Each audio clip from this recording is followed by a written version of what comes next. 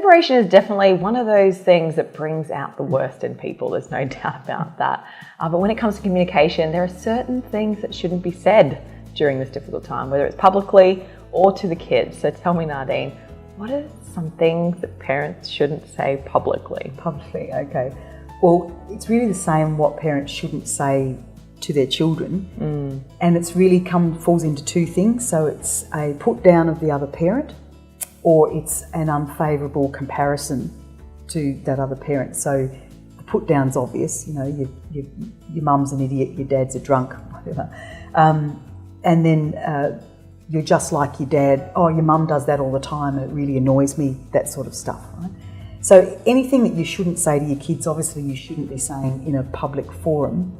And it's even more important not to do it in a public forum because it will come back to bite you, I promise. Yeah, and Facebook, you see it often, public breakups on Facebook. Yeah. So I've been doing this for 25 years and well before the internet and Facebook and so on. So when that all started to come out, Facebook and people using it really regularly, suddenly as family lawyers we started to get all of this evidence. And, we'd have clients coming to us with a stream of text messages that the other person had sent to them.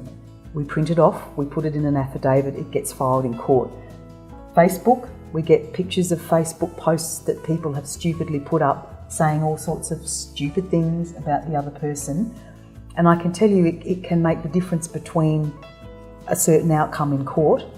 If a judge looks at a series of text messages being abusive towards the other parent, the judge will take that into account. If a judge sees public Facebook posts where one person is saying horrible things about the other parent, a judge will take that into account and it won't be favourably. So it is really important to be very, very careful about what you put on all of the social media platforms. So let me give you some further examples just to scare you into not ever thinking about doing it. So let's say it's your case that you can't afford to pay child support or you can't afford to help with school fees, and then your ex-partner finds a photo of you on Instagram or Facebook or whatever, your lovely overseas holiday that's obviously cost you, lots and lots of money. That's evidence in a courtroom that you are being untruthful about your ability to financially contribute. You might disclose in a document that you've only got one job. And then we go on LinkedIn and there you are, promoting another business that you've got that you've forgotten to tell the court about. So, it's all there. And if you know what you're looking for, and family lawyers, we do now, we look at Facebook, we get our clients to look at Facebook, LinkedIn, Instagram, Snapchat, whatever, I don't know, whatever it is that we can find this information. If it's out there, you will use it if you have to in a family court scenario, and the judges will take it into account. So just be really careful about what you do post. The other thing just to be aware of is it's actually an offence under the Family Law Act to electronically publish, or publish at all, but electronically, anything that is in relation to a family court proceeding that identifies a party in those proceedings or a child. So you can actually get yourself in trouble not only in the family court, but as an offence. So, we tell our kids this all the time: be careful what your profile is, be careful what you put on social media, and it's the same thing as us as parents, particularly separated parents. You see it sometimes with women insinuating domestic violence and things like that, which it's probably happening in their home, and it's really sad, but you can't post that on social media to get sympathy when you're going through the court case. Is that basically what you're saying? Pretty much, yeah. It's just not, it's not a good thing. Even if you're doing it for all the right intentions, just to be aware it could come back and bite you. That's all, because what you're posting, it might not be how it's interpreted, and then you can't control what people do with that. You can't control them sharing it. You can't control them commenting on it. You might not have meant it to be a put down of the other person, but what if it gets out of your control and people are commenting and saying what an idiot that person is?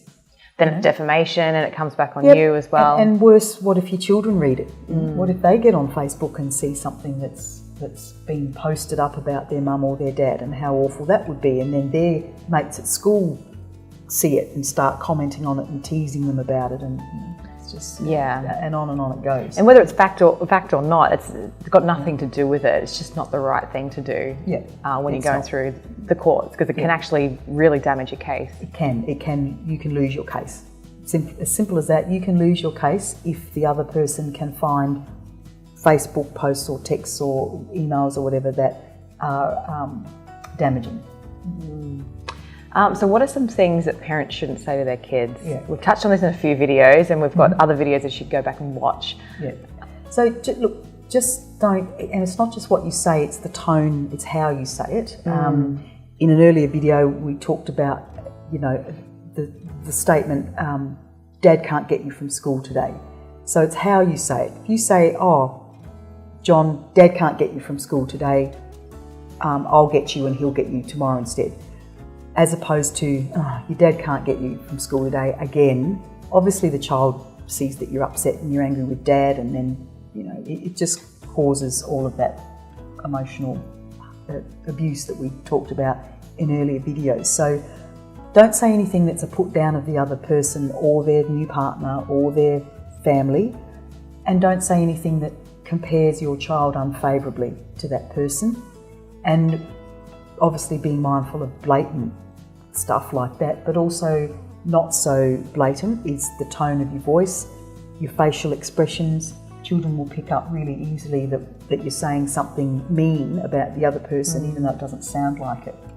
So I know it's hard. I'm very good at telling people what to do, hard stuff, but you really want to be trying to put everything you can in a positive light, being as genuine as you can about it when you're talking about the other parent, even though you don't believe a word of it. If you can communicate to your child that something's happened but it's not the other parent's fault, or it's not a bad thing, or you can put a positive spin on it, I think that just makes it easier.